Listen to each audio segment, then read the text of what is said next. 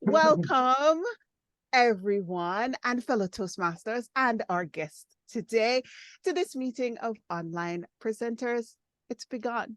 Now, guests, please note that in order to be a member of our club, you must be a current or former active Toastmasters International member and have completed at least 6 Toastmasters official speeches, or alternately, if you have substantial relevant presentation experience, you may apply for membership after demonstrating your ability in a 2 to 3 minute speech delivered during one of our club meetings. Our requests for membership are subject to approval by the members of our club. If you have not already done so, please change your panel to ensure it shows your name and role if you have one. Right-click and select Rename to do so. We have members and guests from many countries throughout the world. Thus, as a professional organization, we ask that you please be aware of language and other word usage that may be considered offensive or otherwise insensitive due to cultural differences. Please note that we will be recording this meeting and your video and audio contribution may be used for club marketing purposes. Also, remember, because our phrase today was you're on mute. Please be ONMUTE, but remember to UNMUTE your microphone when you are going to speak. Please welcome the person who is currently celebrating the sovereign's birthday. Is it King Charles's birthday? Is it not his birthday? It doesn't matter. We're festive today and we will be celebrating in a carnival-esque manner. So in a carnival-esque manner, let's welcome our president, Graham Carter. Thank you, Madam Sergeant at Arms, and the carnivalesque isn't over. Sorry, the carnival is over as a song, although I'm not sure whether it was actually a hit in most parts of the world. Certainly was where I am. Anyway, hello and welcome. My name is Graham Cairns. I am the president of this club, and I am here to tell you that no matter how bad your Monday is, it may not get better, but it certainly gets over because I'm living in it and Andre's living in it. I don't think there's anybody else on our side of the international date line here because Toro's not here tonight. But anyway, welcome to this meeting of online presenters, the club which is all about online presenting, learning how to use this environment most effectively, learning to use tomorrow's tools today so that we stay in business. Anyway, all of that. We've got a couple of speakers coming up tonight. We've got table topics, which has been thoroughly prepared. I know that it's been thoroughly prepared because she only had 10 minutes to prepare them, but she's going to do it anyway because she's terrific at that. We've got all sorts of stuff, but most of all, we have a Toastmaster extraordinaire, a man who joined Toastmasters back in 2011, and after earning his DTM, he is now considered, well, just another Toastmaster, but aren't we all? Here he is, the one, the only, don't swoon, he's only human. Here's your Toastmaster of the day, Mike Woodall. Yay! All right. Well, thank you for such a carnival-esque introduction, Graham. And I thought the Sergeant at Arms did an awesome job, very thorough and carnivalesque, you might say, and opening up today's meeting. And so thank you both for getting this meeting kicked off. My fellow Toastmasters and honored guests, welcome to Online Toastmasters Club, the world's greatest online communication and leadership program. To our guest, I am in hope that we demonstrate to you how a typical online presenter's Toastmasters meeting works. They help you understand what we do and why we do it. To help answer the question, what's in it for me? How do we dive even deeper than before inside of ourselves to find our voice, to develop the courage to stand, then communicate our message, your message, so that others get it. Through this ever-changing online communication technology. If this is what you seek, inside an environment that is a safe place to fail, then Online Presenters is the right place for you. Let's get on with it, shall we? You know, it takes a tremendous team to ensure a festive online presenters program. Our grammarian is Joni Renee Laidlaw. Joni, could you please explain what your role will be this meeting? And if you could add, what value do we receive when we take on this grammarian role? Happy to do so. The value that we receive from taking on the role of grammarian is actually active listening. We take the opportunity in both the roles that I will be doing today to practice our active listening skills. For today, as the counter, I'll be listening for the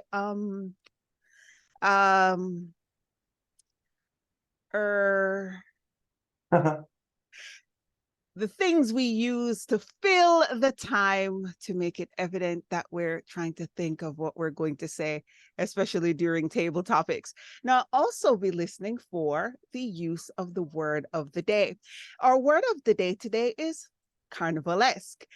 The definition, a characteristic of a carnival or festival, lively and exciting.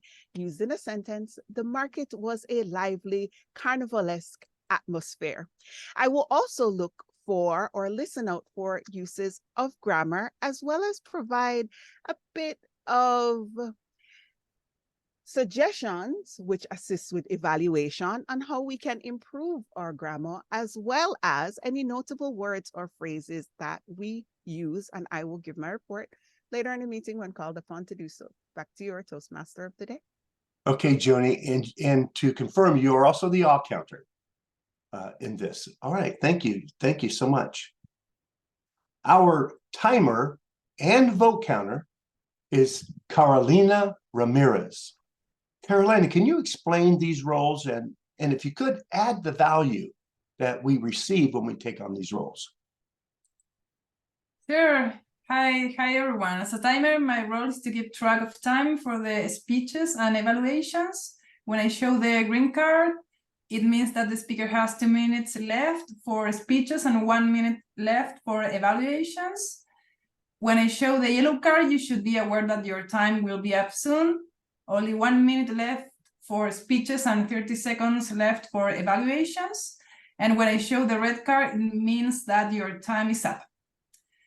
And be careful, because after the signal, you have 30 seconds to finish your speech in order to be qualified. And time management is very important for a leader. So everyone should be capable of manage time and conduct a meeting during the time you have for that meeting. And as a vote counter, I will put a link in the chat and you will choose your favorite prepared speaker, your favorite impromptu speaker, and your favorite evaluator. And at the end of the meeting, I will announce the winners. Back to you, Mike. All right, thank you, Carolina.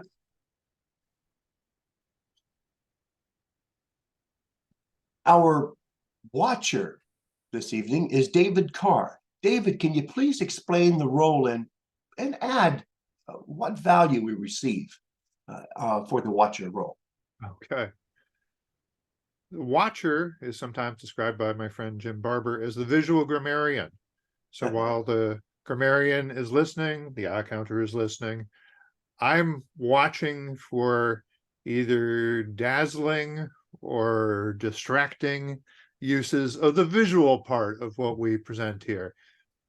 One of my other clubs has a body language monitor, going back to more in-person meetings, but we thought it was important to judge all the visual use. And it's not true that whoever uses the most special effects or the most elaborate background images wins. But if you are using them, I want to see if you're using them effectively, if you're using slides or anything like that. We want to see that you're using it to enhance your message and not distract from it. I'll give a report at the end of the meeting. All right, thank you. Thank you so much. And then we have our chat monitor.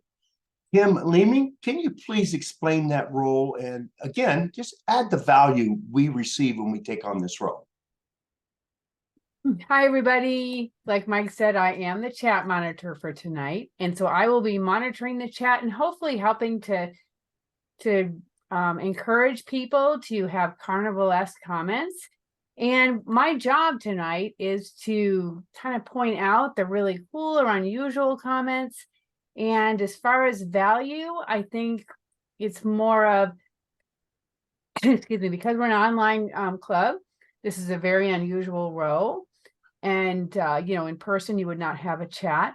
And so I think that the value is just to kind of further the whole online concept and to stimulate unusual and carnivalesque comments. Back to you, Mike. All right. Thank you, Kim. And now we are going to begin our presentation portion. But before, we typically do a tip of the day. And who is going to be giving us this tip of the day for this meeting? Don't believe we have one this week. Okay, so we're not having a tip of the day. So a good tip would be for the Toastmaster to get that straight before he starts the show. That's a good tip. Remember that, everybody. All right, so moving into the presentation portion of the meeting, we now have our prepared speeches. Our first speaker is Andrei Smolenko in a speech titled, The Rite of Passage. In this speech, Andrei will tell you a story about his DJing years, his laughs, and his tears, his broken and chemical happiness.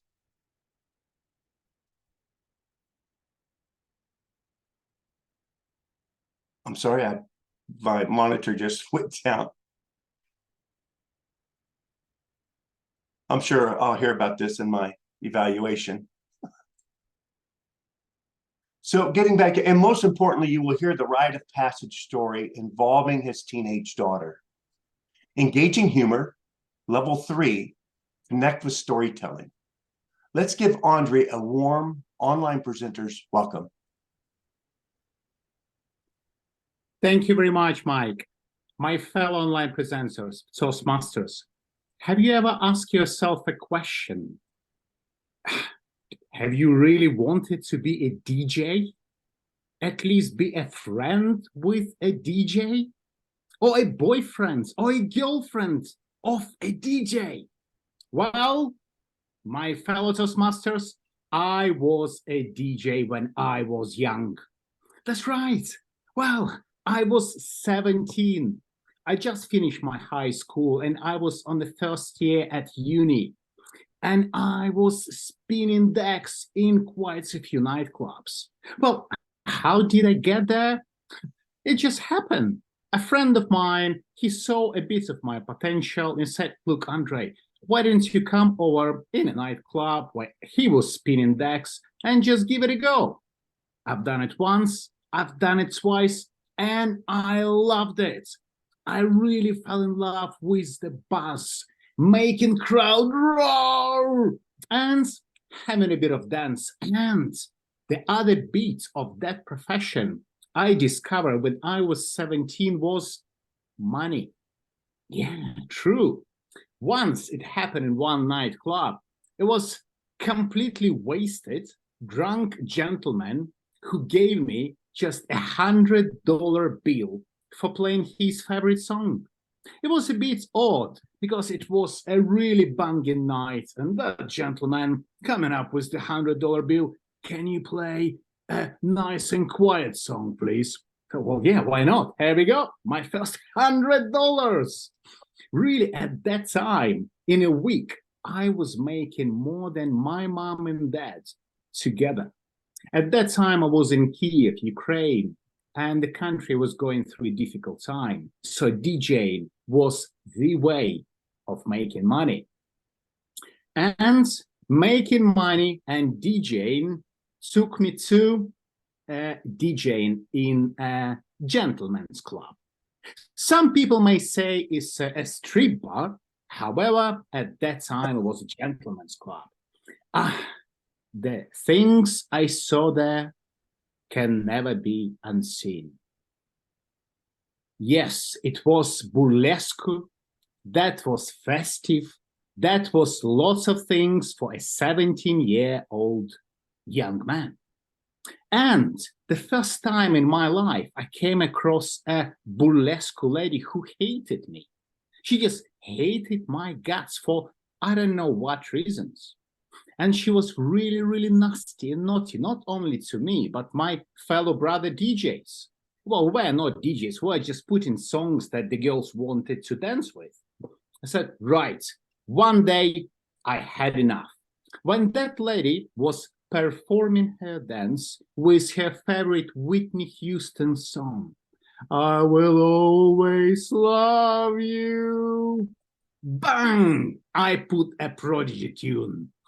Oh, my fellow Toastmasters, if you're not familiar with Prodigy tunes, it's proper rave, really, really hard dancing music. Of course, I lost my job. I knew I was going to do it, but I left with a style and a bit of money in my pocket as well. At the same time, when DJing broke my heart, that was a tough lesson for me to learn. It happened again in a nightclub when I was doing my tunes, having a good time, working the crowd, and my girlfriend walked in with a guy at twice of my size and with golden Rolex watch on his wrist. That was the end of my life. This is what I thought anyways. However, every cloud has a silver lining. The silver lining in my broken heart was that I said enough was enough. I'm done with that country, and I packed my bags, took sabbatical, and went to London. Oh yes, the holy mother of rave culture in the year of 2000. That's right. You can see that was kind of me. For a couple of years, I just overindulged myself in the chemical happiness, in creating all those parties, pop-up raves all over London. Friday night, most of the nights was finishing with Monday morning, and then over and over and over again. Wow, absolutely one of the greatest time in my life. Well, what's happening now? It's quiet. I'm a single dad with 2 children. I run my business. I'm an insolvency advisor. I live in Manchester, UK. It's quiet. Until recently, my daughter came back from school. She is 16 now. And she said, look, listen, Dad, we had that school disco nights in school. And they had a silent disco people. Silent disco is when hundreds of teenagers have their headphones on, quietly shuffling about and listening to a number of DJs. So no noise pollution. And then she said, they asked me to play. And she did. She did play for 1.5 hours. And then when I asked her, how did he get all them tunes? Said, well, my daddy was a DJ. Oh, my fellow Toastmasters, that really, really made not only my day, but it ruined my retirement plans completely. I thought I could do that. Yes, on a beautiful lake with my lady on a rocking chair. Or perhaps I had an idea as our club presidents going on cruises and giving speeches to lots of people and making a living out of it in his retirement plan with a beer. Well, plans changed. Now I'm thinking, when I retire, look out for Andre and his daughter right next to your best nightclub. Back to you, Table Topics Master. All right, Andre, great job. Great job. Oh my God, I got a lot of laughs out of that one, as usual. Let's take a moment to comment on Andre's speech. remembering to mention the gifts he already brings to the table. However, let's not whitewash his evaluation. Attaboys are nice, don't get me wrong. It helps the swagger. But let's not cheat this man out of the things he could do to improve. His intentions are to become a great presenter. Help light his path. So take a moment and send him a little evaluation. Our next speaker is Graham Cairns. Graham today will be presenting his research and present speech, where he has to research a subject and present his findings. Today, he will be telling us about the sometimes bitter, sometimes sweet history of chocolate. Let's welcome Graham. Thank you, Mr. Toastmaster, fellow Toastmasters. The United States is in the midst of the annual festival of chocolate, it seems. Millions of bars of Snickers and Twix and M&Ms and Mars bars and Milky Ways and Musketeers all being handed out over the Halloween period.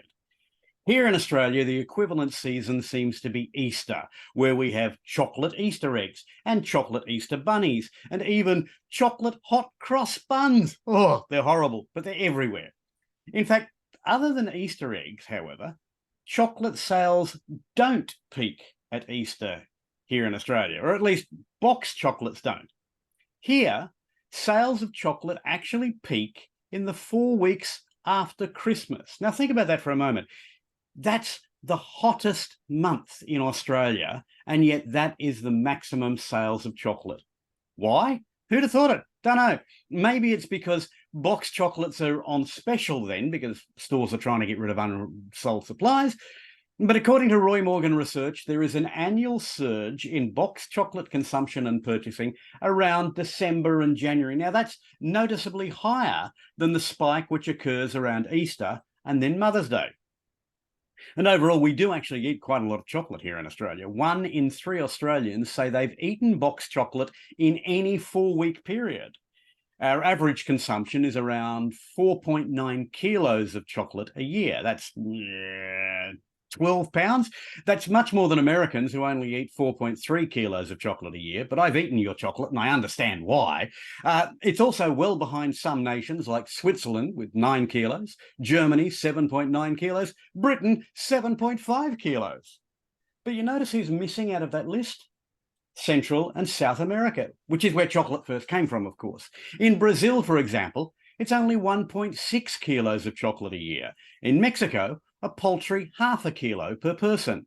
And in the Dominican Republic, which hosted the Choco Museum, which I visited in 2015, it's since closed down, but it was fun, but virtually none of the chocolate produced from its beans in the Dominican Republic is consumed by locals. So why is chocolate so popular in European nations, but not so popular in its native regions? Well, perhaps it's due to what we call chocolate and what they call chocolate. You see, it's interesting that although the Maya and Aztecs worshipped the cacao bean religiously, and I mean that quite literally, the initial impression of cacao by Europeans was disgust. Chocolate only truly became popular in Europe when we started adding our own flavorings, such as sugar and vanilla, compared to the popular chili peppers or wine or corn paste, which was added by the Mesoamericans. In fact, the entire concept of chocolate has changed since its first form, consumed by the Mesoamericans. The food we now call chocolate used to be a drink instead of a solid. And instead of a sweet treat, it was a bitter drink, which was used as a meal replacement.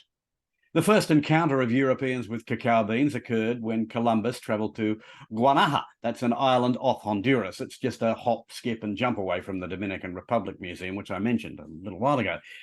Sophie and Michael Coe, in a book, The True History of Chocolate, relate how Columbus witnessed the value of the cacao bean when he observed that, and I quote, "They seemed to hold these cacao beans at great price, for when they were brought on board together with their goods, I observed that when any of these almonds fell, they all stopped to pick it up as if an eye had fallen." In fact, the Maya and Aztec actually used the cacao bean as a form of currency. Some researchers speculate that the cacao bean naturally became a unit of currency in the Mesoamerican region because it's similar to coins. They're light, relatively easy to transport, roughly the same size. The Nahuatl document of the Aztecs details some of the trades that could be made with the cacao bean.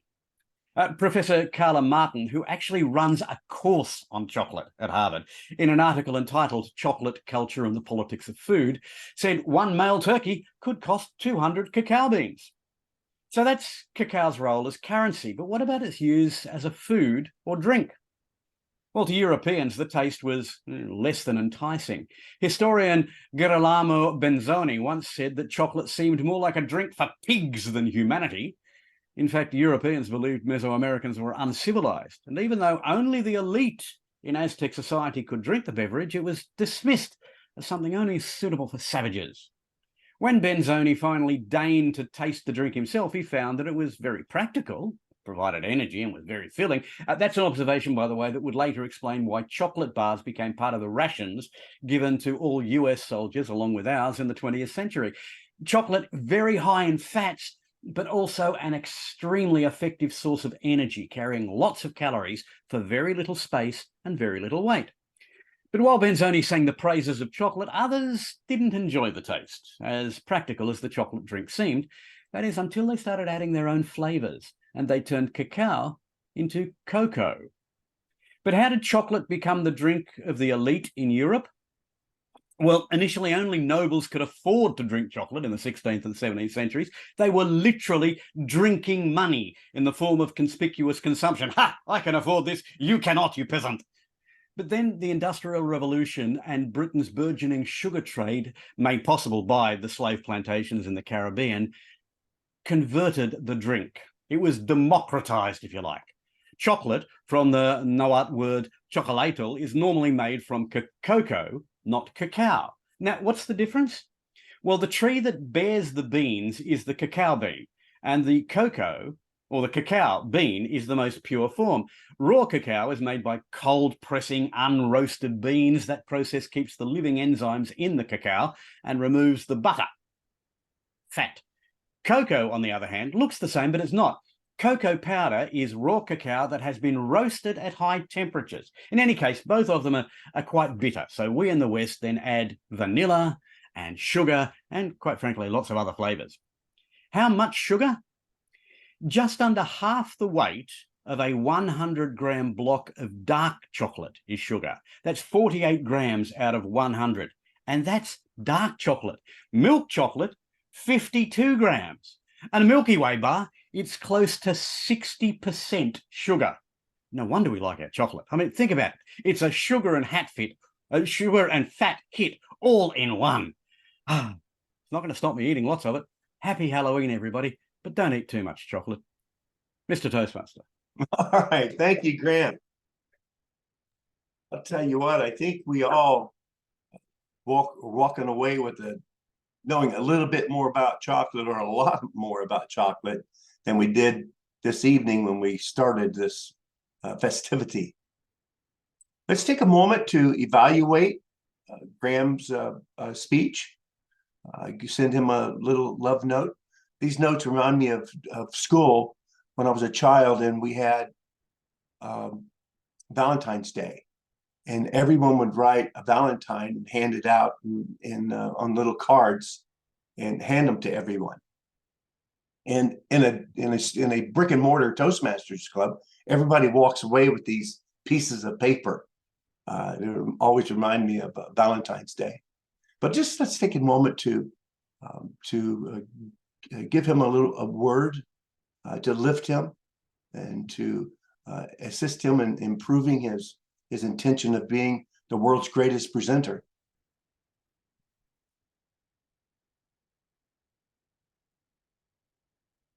And Graham, I believe you are our table topics master. I've actually handed that over to Marianne. So Marianne Grady. Well, hello, everybody. I'm Marianne Grady, and I will be your table topics master tonight. table topics is where we as Toastmasters practice our impromptu speaking skill. So I will ask a question and you have 1 to 2 minutes to respond. You'll see a green light at 1 minute, a yellow light at 1.5 minutes, and a red light at 2 minutes, which means you got to finish up. So I'm going to get started, and I did only have a little time to prepare, so it's not as carnivalesque as I would like, but we're talking about festive holidays now, and that's what we came up with for tonight. So let's get ready. I'm going to call upon Kim Leeming. Kim, what is your favorite festive holiday celebration? Wow. Thank you so much, Marianne. That is a wonderful question. I'm like kind of a carnivalesque and festive person all year long. And I'm going to have to say that, I really like embracing and celebrating every holiday in a way that just brings joy to everyone.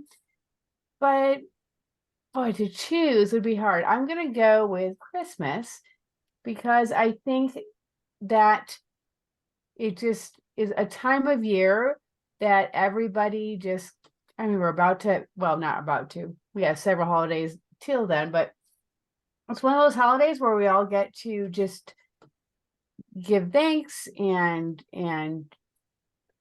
give presents to everybody to kind of show how much they mean to each other. And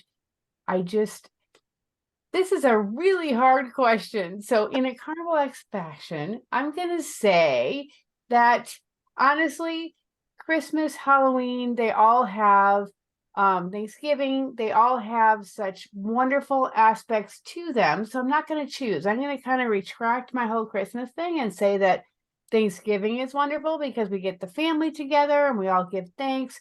Halloween is wonderful because we get to scare our kids, and it just gives us such joy as parents to kind of like do those things to our kids that we want to do all year long. And Easter is great because the whole bunny comes and it's really fun. And I'm going to say I got a green light. So I'm going to go back to you, Marianne. Thank you so much. Thank you, Kim. Hard to narrow it down. I get it. Next, I'm going to call upon Mr. Jim Barber. Jim, if you could invent a holiday, what would it be called and how would you celebrate?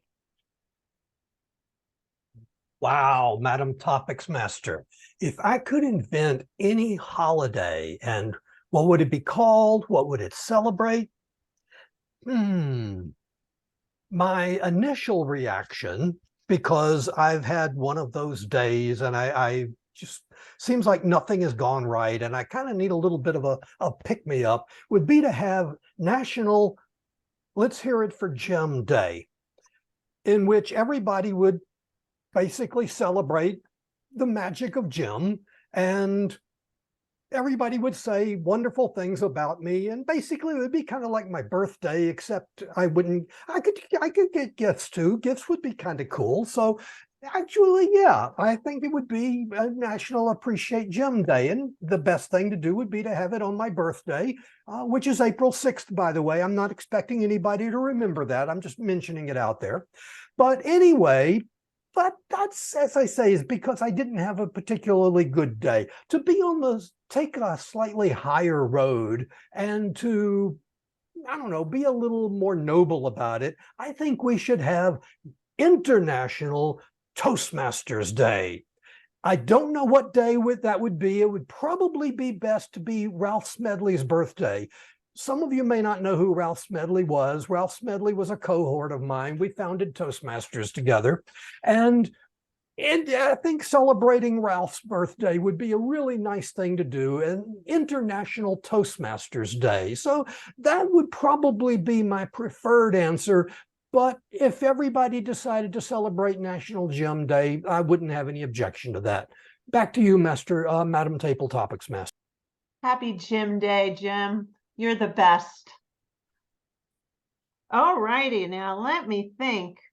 David Carr, what piece of advice would you pass on to the next generation as they establish their own holiday traditions? The next generation.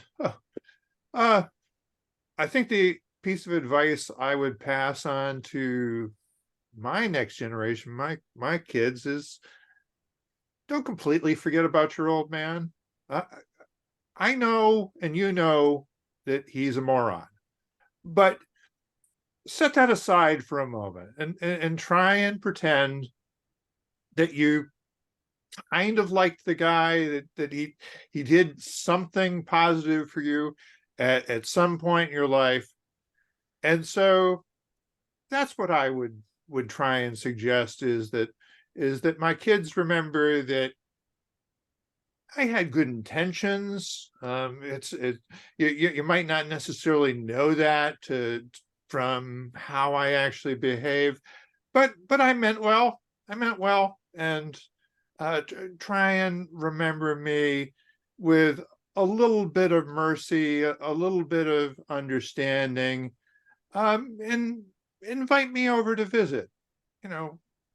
Occasionally, once every 5 years or so, as much as you can put up with me in my old age. Don't forget your old man. Well, I didn't think it was going to be a confessional, but good job, David. All righty, so I'm going to call upon one of our guests. Farah, would you like to take a question tonight? Yeah, sure. Okay. What is one way you have used your talents to serve others in the past year?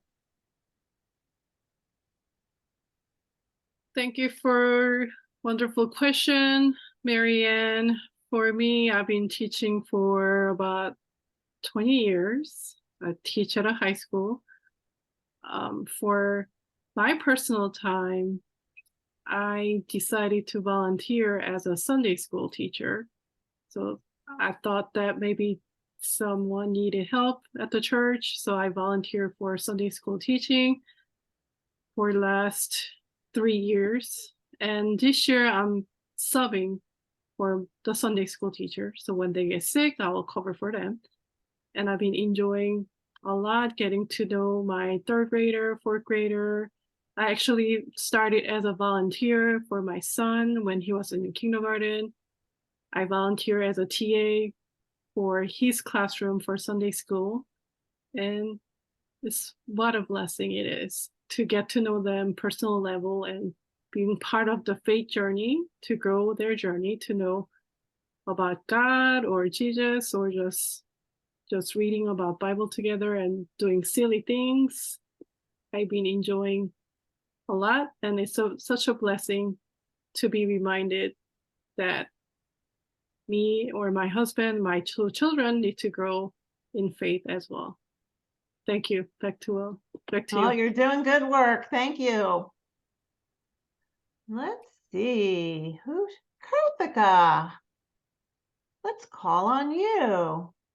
When you shut your eyes and imagine your happy place, where is it? I have to shut my eyes and see my happy place. It's going to be in the snow, and which is followed by the autumn season. So snow is one of the most encouraging thing for me, that makes me like not only feel cold outside, but makes me cool inside as well. I have a sense of having a fascination as well as an affinity to snow. To not only make snowmen, but also to play with it on a long time basis. I love to travel to a place which is filled with snow all the time, and be in a place where I am cut out from all the greed, kind of different attributes and characteristics that we show in a day-to-day basis, like anger, greed, hatred, selfishness, and things like that. And I feel snow, the white color, which will obviously let us down all these negative aspects and bring us some purity and peace in our mind, as well as by the way that we visualize snow as. So it's about snow, snow, snow, only snow. Back to you, Toastmaster Graham. Oh, Well, see, I moved Toastmaster to Manuel. Florida to get away from snow. We don't like to shovel it. We don't like to do any of that stuff. So it's funny to hear different perspectives. Good job. Thank you.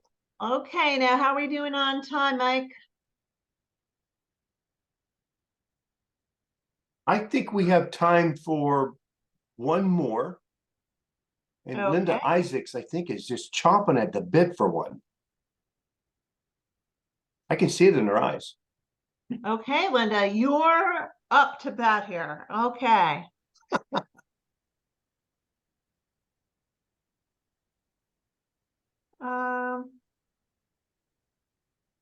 What is the most meaningful gift that someone has ever given you, and why was it so special? What is the most meaningful gift that I've ever received? You know, those questions of what is the most meaningful always frees me up, because then I think I need to, first of all, think of an answer at all, and then I need to rank them in order of importance. And so I wind up feeling rather stunned. But I don't know that, perhaps you wouldn't call it a gift exactly, but tomorrow my husband and I will be celebrating 25 years of marriage. And marrying him has been one of the best gifts I could possibly have had. He is one of the most patient and kind people that I have ever known, which is really good for me because I can be a little out there. So he puts up with me very well. He loves me very much. And if I ever ask him why he loves me so much, he just looks at me and says, I wish you wouldn't ask me these questions. So he's definitely devoted. I'm really lucky to have him, and that is the most meaningful gift I've been given. Back to you. Well, Linda, the really good thing about your answer is it's been recorded, and you could let your husband listen to that answer. So it will be great. And you'll tell him you're telling the world. Okay, well, that's table topics for tonight. Thank you to all our participants. Wonderful job. And now I'm going to send it back to our Toastmaster of the day, Mr. Mike Woodall. All right, everyone give Marianne a big round of applause for one of the best table topic sessions I think we've had in a while. Thank you so much, Marianne. All right, but that kind of concludes our presentation portion. We're going to be moving into the evaluation part of the meeting. You know, you've heard of General Mills, General Motors, and General Electric. Jim Barber is none of those, although he has sometimes been referred to as a general nuisance, generally speaking. But tonight, he is our general evaluator. Please help me welcome ATM Gold and PM3, Jim Barber, as our general evaluator. Thank you, Mr. Toastmaster, my fellow Toastmasters. It's now time for the evaluation portion of the meeting. It may not be carnivalesque, but it is very important, and we are addressing a very serious subject. I'm going to call on our evaluators, but before I do that, I want to remind them that evaluations are timed at 2 to 3 minutes. So please keep your comments within that particular time frame. And with that, our first speaker this evening was Andres Malenko, and we are privileged to have evaluating Andres' presentation, Kirthika. Kirthika, take it away. Thank you, Jim Barber. So to start with Andrew speaking. Andrew, could you give me your project title? I understand it's going to be Level 3 Engaging Humor. Could you give me your project title? Yes, that would be engaging humor storytelling. Okay, so engaging humor level 3 storytelling is your project. So you do not have a title for this particular speech. Oh no, the title was the Rites of Passage. Rite of Passage, thank you. So starting with the evaluation, I see your introduction as a kind of highly engaging in your speech, not only with the humor sense, but also with the level of speaking skills that you have acquired over a period of time, which is quite evident and visible. So you have started with a note of introducing yourself as a DJ right from the age of wherever you started with engaging, with showing, with hearing to it, as well as seeing yourself in the DJ clubs. That gives us the encouraging passion of you being a DJ to the Gentleman's Club, which you referred the period of the time that is being referred as generally Gentleman's Club. Your passion and your encouragement to be as a DJ is highly visible, and I think you have got that into your speech as well as in the way that you used your hand gestures as well. The one thing which I wanted to also mention here is the showing of pictures in the Rave London, where you could have added your pictures, could add more value in the way that you were really engaging with the speech as well as with your own life as a DJ. I was also taken away by the silent disco concept of encouraging your daughter to be a DJ. And one correction over there is like the silent DJs were hearing to number of DJs. It could be used as number of other DJs or number of karaoke's, medleys, or rock and pop style music or things like that, which could be changed a little bit. Apart from that, usage of the notes could be reduced a bit, and overall, your speech was engaging and enthusiasm with the topic that you have chosen. Yeah. Over to you, Toastmaster Jim. Okay. Thank you, Karthika. Appreciate that. Great evaluation. Our second speaker this evening was Graham Cairns. We have evaluating Graham. This was an unplanned presentation, so we were short an evaluator, and fortunately we have a guest with us this evening, Linda Isaacs. She is a guest. She is a visiting Toastmaster. I am fervently hoping to change her status, but that's up to the Vice President of Membership. I'll let them do that. I simply want to thank Linda for stepping forward to evaluate this evening. Please help me welcome evaluating Graham Cairns' presentation, Linda Isaacs. Take it away, Linda. Thank you. So I was coming this evening hoping to just sit back and watch and not really do much. So I'm asked to evaluate someone who tells me that this is his 16th PAT. So we have an experienced speaker, frequently hard to come up with anything intelligent to say, and then you all are putting comments in the chat. So I managed to come up with something nonetheless. Obviously, this is not his first rodeo, as we would say here in Austin. He packed a lot of research into that speech, and it was all properly credited. Now, he didn't seem to be reading any notes. So I wound up feeling that he either has a phenomenal memory or he's got some kind of way to have notes in front of him that maybe could be shared in a tech tip, because I would like to hear about it. Now, sometimes when a speech is delivered that is kind of drowning us in data, it can be really boring. I can remember many lectures I slept through in school. But his speech was far from boring, and I think a lot of it came down, well, not only to the topic, but also the use of rhetorical questions like why, or what do you think, or things along that line that kept us engaged, and also the use of vocal variety. For example, I can afford this and you can't. So that kind of thing helps maintain our interest.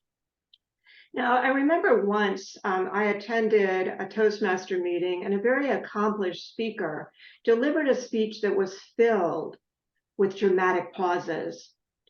And he was halfway through before I realized he hadn't said anything.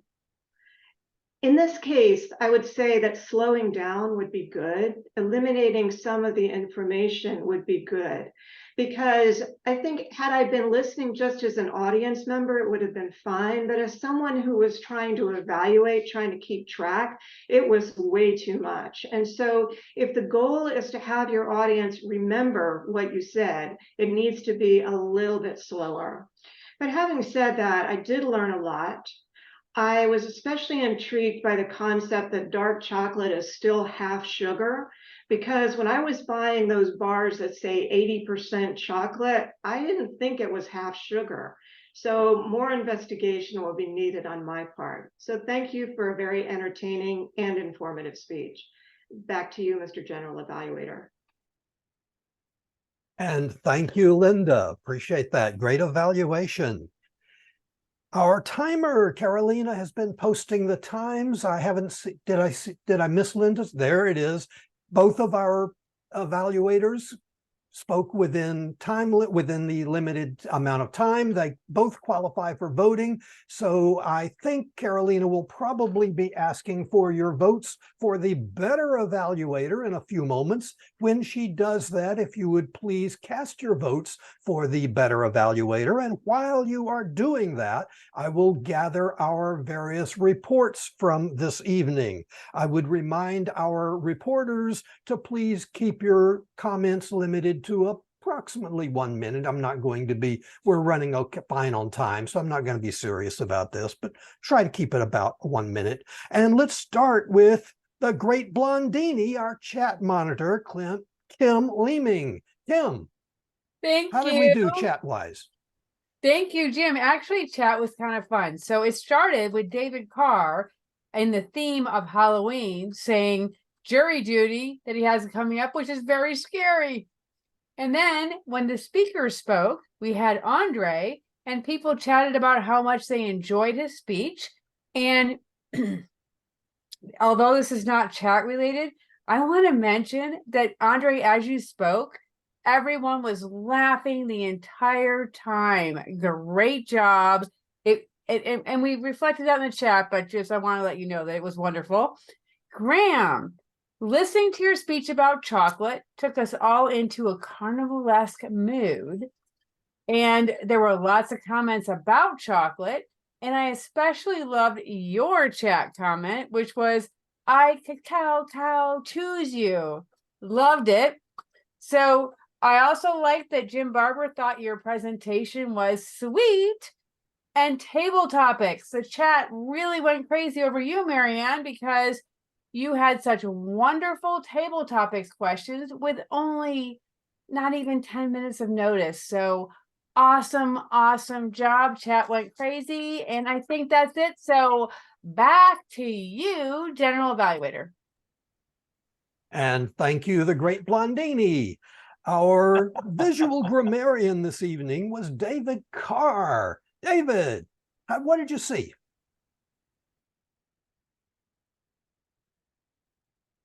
You're muted. You leave for 2 weeks and we have to retrain you. Trick, but didn't have the thing in the foreground. Anyways, I saw many things, many good things. Nope, you're muted again. All right. Part of what we look for is good, better, best use of the visual techniques. Both Andre and Joni, I believe, are using Prezi and using it well. Joni, you at one point had you had the word of the day actually up the entire meeting. You must have been doing something right, because more people use carnivalesque than I would have thought was possible to work carnivalesque in the course of the meeting. And at some point when you were doing the grammarian introduction, you had those words zoom in and become bigger. The only drawback is you kind of covered up your face a little bit there. So maybe there was an adjustment that you could have made.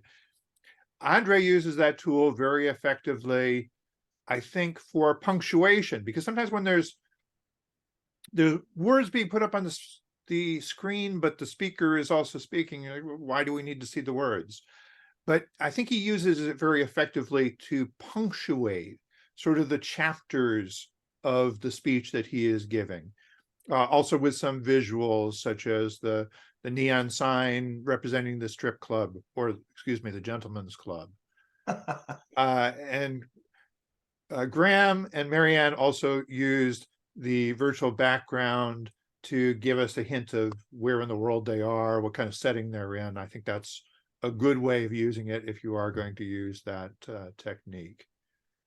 And actually, Caroline, I can't figure out why our chart is going up and to the right in this particular graph that you're showing, but it's interesting. Mr. General Evaluator. Thank you, Mr. Watcher.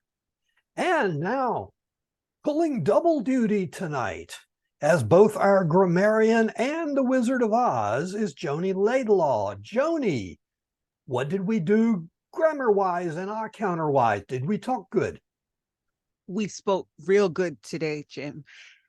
I will respond to David and say that the word of the day, carnivalesque, which we would have thought would have been difficult to be used, was used a whopping 21 times during the course of the meeting. Kim used it 5 times. I used it 3 times. Mike did it 3 times. David 4 times, even, well, technically 6, even making a reference in the chat. Graham used it twice, Marianne used it once, and Jim used it once. Now, I, as grammarian, like doing missed opportunities, and David got the chance to reference the word of the day in the chat because Andre had such a carnival-esque speech that there were so many opportunities to throw the word of the day in there. So there were a few missed opportunities there. As it relates to how we spoke and grammar, I really like when Mike said sometimes bitter, sometimes sweet chocolate. Graham, it's a sugar and fat hit. I'm still gonna eat it.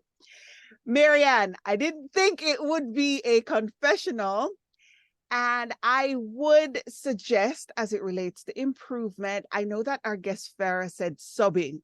Now, for me, I assume that she meant that it's a substitute teacher, but keeping in mind that acronyms might not mean the same thing everywhere, sometimes it helps to state the actual thing like a substitute teacher instead of saying subbing.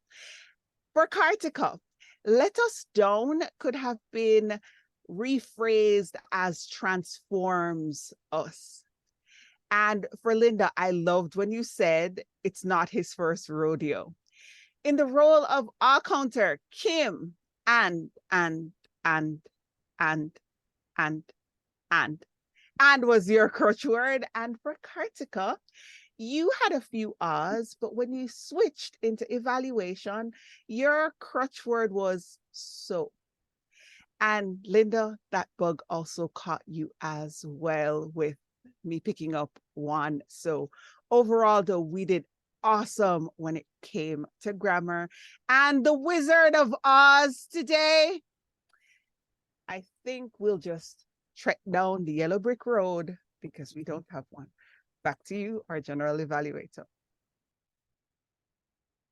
Thank you, Joni. Both great reports. Thank you very much. Now it's time for my evaluation of the meeting. Quite frankly, I think this was a wonderful meeting. It was a lot of fun, very well conducted, and basically I thought it was a great meeting. And it was a great meeting because of the people that are here. Everybody pitched in, they rolled up their sleeves metaphorically, and they said, I'm going to help out.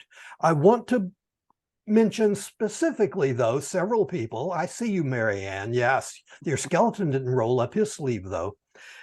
I want to give special kudos, though, starting to several people, starting with Mike Woodall. Mike mentioned at one point that he wasn't quite prepared or as prepared as he thought he should be as Toastmaster. I disagree, Mike. You did a terrific job as Toastmaster of the day. We have missed you, and I hope that you will come back more often.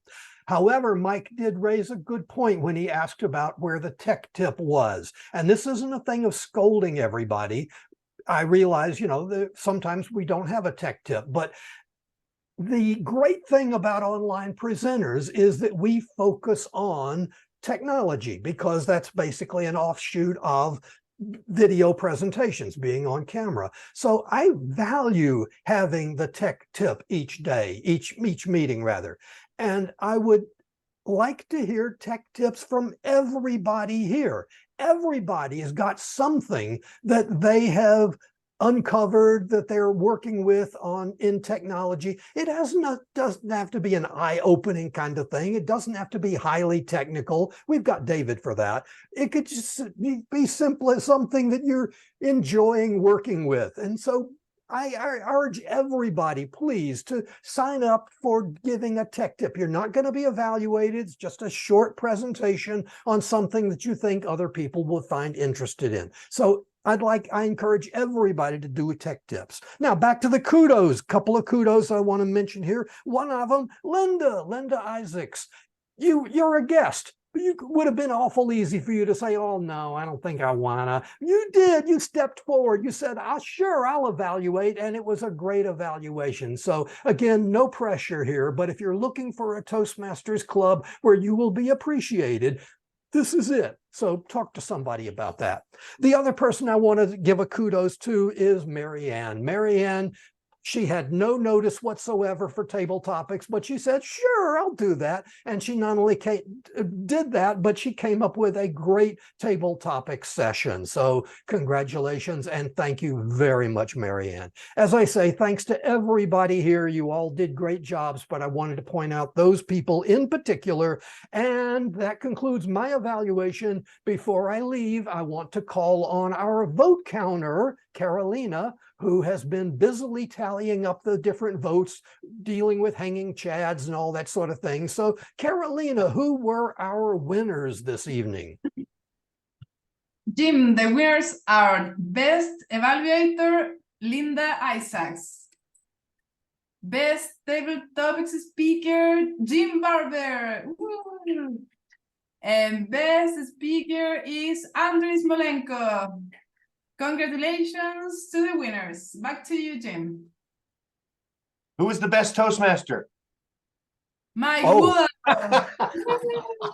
I don't think there's any doubt about that one. That was a runaway. Mike Woodall, DTM, was our best Toastmaster of the evening. All right. And that concludes my portion of the meeting. I will return control just because, what the hey, I'll return control to our Toastmaster of the day so that he can return control to our president. But for the time being, I'm done. Back to you, Mike. All right. Thank you, Jim. What an awesome job as a general evaluator. You gave us some tips to work on, and you lifted us to become even better presenters in the future, which is what online presenters is all about. So I just enjoyed this meeting myself, the festive environment. What I'd like to do is hear from visiting Toastmaster Mitesh. Hi, Mitesh, can you unmute yourself? There you go. Yes. How are you? And where are you from? And what did you think about the meeting? I'm from Mumbai, and I am part of Bombay Toastmasters Community Club here. Okay. Yeah, I think the meeting went really smoothly. And it was a great meeting overall. Actually, I was looking for a club where, quality mentoring and available mentoring is provided, because I'm struggling with basic things like speech writing, as well as how to deliver like higher level projects like high performance leadership and panel discussion. So I'm visiting this club tonight. Well, Thank you. I think you found what you were looking for. You slid in to the right perfect spot, because here you're going to be surrounded by DTMs a lot of them, a lot of very experienced Toastmasters who pretty much are here for all the new members that join Toastmasters. They're here, and their main goal in their heart and where they come from is mentoring. And so what you described as your need, you won the lottery here. So I hope to see you back on the next meeting. All right, thank you. Because it's a very like too much of a time difference, so I'm not sure how many times I can show up in regularly in the club meetings. That's what my that's a big question mark as of now. But I will try, because it's like the meeting starts at about 5:15 in the morning India time. So all right. yeah. Well, Thank you so much. Yes. We're glad to have you. Thank you. And Farah, can you give us what you think about your experience here with online presenters? Yes, I've been with the Toastmaster for the last 3 years, and I was specifically looking for online presentation because I started teaching with the Zoom meeting, but now I'm thinking about doing more online presentation as well. You know, like nowadays, like education is changing. It's just a lot of kids more.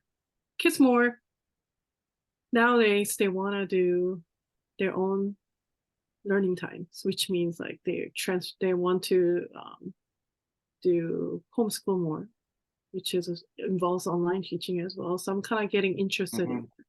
So, but I've been I'm on 3 paths right now. I did not finish all of them. That's my goal, just finishing first 3 paths, and I want to concentrate on motivation, strategy, and team collaboration, because with my own children, when I parent them, or my Sunday school teacher, Sunday school teaching, as well as teaching students at work, they need a lot of motivation. They need a lot more encouragement nowadays, and they also need to learn how to collaborate in teams to get ready for their careers. And then my job is kind of high school, so I want to kind of give them heads up, and then that's the skills I want to learn first. I'll say I'm not the best, and then I have a lot of room to grow. Well, we've been honored to have you, and we look forward to seeing you at the next meeting. Thank you. You're welcome. Thank you for being here. And Linda, you're a guest, but you seemed like you took us to school today on evaluations. What did you think about the online presenters meeting you witnessed today? Well, I think you all are certainly very high energy and have been very welcoming to me, so I appreciate all of that. I'm currently a member of Virtual Professional Speakers Toastmasters, which is another online-only group, Advanced Club. And it actually has 2 very, very good evaluators. So I've learned a lot about evaluation being in that group. Unfortunately, that club is kind of operating on fumes right at the moment, and we need to decide whether we want to turn those fumes into a fire or just let it turn into gas and go ahead and disseminate, so to speak. So that decision will be made in the next week or 2. And certainly if it does evaporate, I might bring a few people in this direction. So thanks for having me. Just let everyone know at that club that they are welcome here, and they have a home here, and the transition would be smooth as silk. And it would be a good marriage for everyone. So thank you, Linda, for sharing your story. All right, I'm going to give this meeting back to the presiding officer. Graham? That'd be me. Thank you, Mike. And once again, everybody, a round of applause for Mike. Mike's been away for a while. Great to see him back, and great to see him do such a fabulous job as Toastmaster of the Day. Thank you, Mike. Thank God this place is a safe place to fail. One of the things I love about Toastmasters, and I heard this description used by somebody, I don't know, 12 months ago maybe, was that this was a great place to fail forward. Not to fall forward, because we do that as well, but to fail forward. When we fail, yes, but we're failing forward. We are improving all the time, and we have those who are there to support us. So thank you, everybody, for your contributions tonight. I thought it was a great meeting. I was a little... I had some reservations, would be a good way of putting it, when I noticed that we didn't have a tech tip and we didn't have a... we only had one speaker, but as it turns out, Marianne did a fabulous job for Table Topics. We had a couple of speeches, including the best speech I've ever seen Andre give. That was a cracker, Andre. Really well done. I know that you've received not only the formal evaluation from Kritika, but also the written evaluations that you were given by all of the members, the suggestions that I've made. I think you are so improving and using this environment really, really well. Thank you, Carolina, for being vote counter and timekeeper, despite the fact that I've always said that exercise is bad for you, and now we have proof. Carolina suffered a yoga injury and is finding it very difficult to stay seated for extended periods, but still came along and still stepped in. And look, that's what I love about this club. People will go out of their way. I'm not going to do this as a formal tech tip, because I noticed that David's now put himself down to do tech tips for a couple of coming meetings talking about WordPress. But to answer Linda's, how do I read notes without appearing to read notes? Let me share a screen, if I may. I use Word, and I put Word into view format, and I place a small box with Word with only 2 or 3 paragraphs directly below the camera.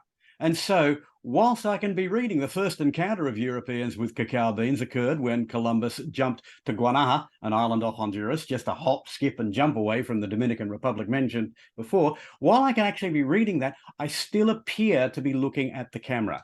That's, if you like, the cheapest, shoddiest form of what do we call those things? A camera, steady cam. I used to work in the media. I should know this. Teleprompter. Yes. Brain fog sometimes, but yeah. So that's an easy way of doing it. It's better to learn your speech. It's better to actually know what you're going to be talking about. But if you have to present a speech with very little notice, that's very effective. It's a moderately effective way of doing it. Just thought I'd pass that on. Okay. Thanks, everyone, for coming along. Now, Mitesh, I recognize that it is stupid o'clock where you are, so we understand that. But if you can make it along at any stage, we'd love to see you along as a guest. Certainly, we would love to see Linda back at any time. And Farah, this is about your 3rd meeting with us, I believe. Second. Well, again, you are most welcome to return at any time. Same with, of course, with all of our members. Unless there is anything else that a member wishes to add, I will be calling a committee meeting, just letting the committee members know. I will be calling a committee meeting within the next few days. There are some issues that we need to resolve. I love this club. I want to make it even better. I want your contributions to make it better. So members, whether you're on the committee or not, if you've got any ideas, something you'd like us to do as a club, please send me an email. Let me know, because it's not my club, it's your club. I've got 5 other clubs I can claim as my club. This one is your club. Yeah, I know. Glutton for punishment. We might want to work on drafting Mike. I mean, yeah. Think of the cheerleading that he did in the course of. Yes, you have found your way yourself at the perfect place for anything that you might ever want to learn. You're at the right place. Good message for the visitors.